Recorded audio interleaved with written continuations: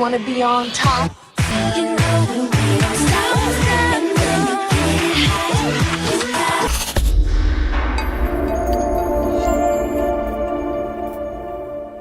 Hi, I'm Stephen Cuomo, founder and executive producer of Santa Fe Fashion Week. I produce fashion shows, I produce fashion vlogs, and I want to do for fashion what Anthony Bourdain did for food. Welcome back, everybody, Santa Fe Fashion Week's YouTube channel. I'm launching a new episode, a new series with Deidre Michelle called Tuesday Tips. So Deidre, tell us a little bit about yourself. I am a newly franchised SAG-AFTRA agent here in Albuquerque, New Mexico, and I run a full spectrum talent agency. So we represent actors, models, dancers, stunt professional or stunters.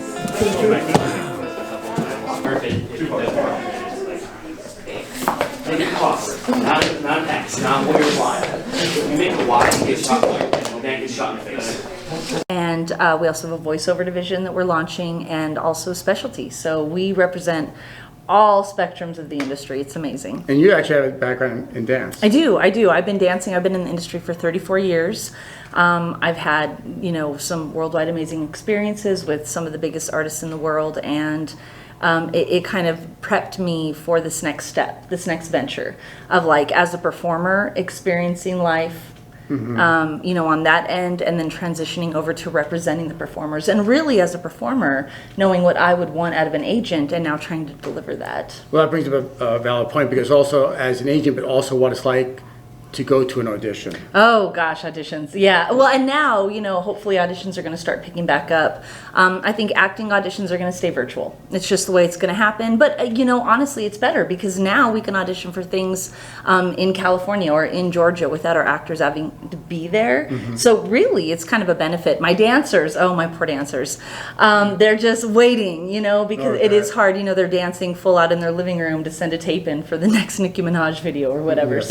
Dancers is trying to pick up, and the modeling division is really starting to get some steam as well. So there's things happening. There's auditions starting to pick up, but it's not going to ever be like it was. So I think we need to readapt. Right. We need to relearn how to audition kind of in this new time of things. And just full disclosure, you're my agent. I am actually Steven's agent, yes, and so I yell at him on a total agent level. Yes. But then we're really good friends. We've been working together for how many years now? For about 9 years now. Yeah, so he actually brought me in as the director of Santa Fe Fashion Week, and we started kind of slowly, and it was like, just train the models, and then it was like, run the show. And you're so good at it, now you're running your own company. So, right. So it's very, I appreciate you for your it's introduction into the industry for New Mexico. So that's very Mexico. cool. So let's jump right in. Yes. So let's talk. Well, I want to start this episode. I've actually had a few models from America's Top Model in my show, and I honestly never watched that show. And I want to talk a little bit about that show and what your thoughts are, what the takeaway is from watching a show like that. They do put it out definitely for entertainment value, and I think I don't think the drama is scripted in, but of course, because it's a reality show, they like to hone in on some of that. But if you really take away that and you really look at the assignments that they give the models. Lana Marks. Unbelievable. While the average girl might be skeptical of a landfill photo shoot in Orange County, it all made sense during Cycle 16 of America's Next Top Model. So we arrived at the Olinda landfill. It's a big old place where everyone dumps all their trash. I specifically designed couture dresses for you girls using recycled materials like broken mirrors and make them look like expensive gemstones. As photographer Nigel Barker articulated, some of the girls proved to be unpredictable wildcards, and given the circumstances, it's not hard to understand why. Now, this is a girl who wants a shot. She is down in the garbage. I think it's great training, and I really feel that models need to realize that they need training just as much as every other aspect of the industry. Shoulders down, engage the core, please. Think plenty. 1, 2, 3, hit.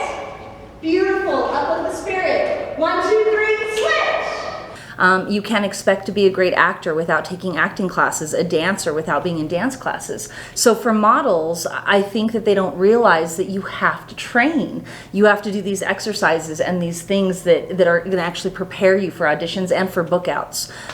You don't have an hour with a photographer to take 1,000 different photos and then find your favorite two. It's like you have to show up and you have to nail it. You have to nail your character. You have to nail your angle. You have to nail your energy. Are you modeling merchandise? You know, you have to nail that merchandise shot. So I think that watching, and I used to watch it just because I used to love watching it. Right. It really makes sense, the assignments that the models are given, and then the critiques that they're given. I think critiques are really important. Is beautiful. Okay, I hate to interrupt you. Where the hell did this come from? After an extensive makeup process, each woman found different ways to enhance her look, while a select few look more like extraterrestrials rather than top models. Gina looked like a deer caught in headlights in every frame.